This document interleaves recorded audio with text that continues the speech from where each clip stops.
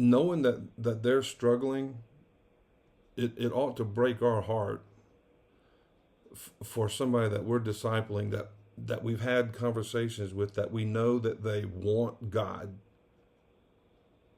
and they are wrestling with whether or not it's worth it. They're wrestling with whether or not they are going to give up their habit, whatever that is.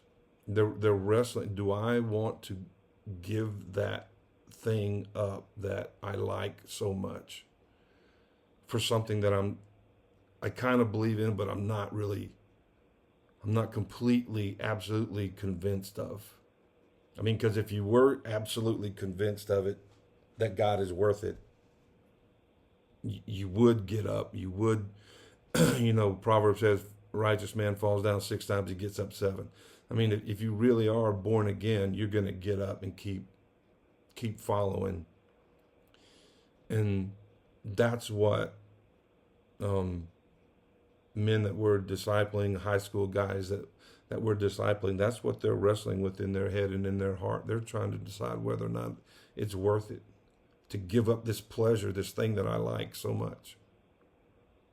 And that means, of course, that means I have to say no to it. I don't know if I want to say no to pornography. I don't know if I want to say no to getting drunk on the weekend. I don't know if I want to say no to sleeping around. I mean,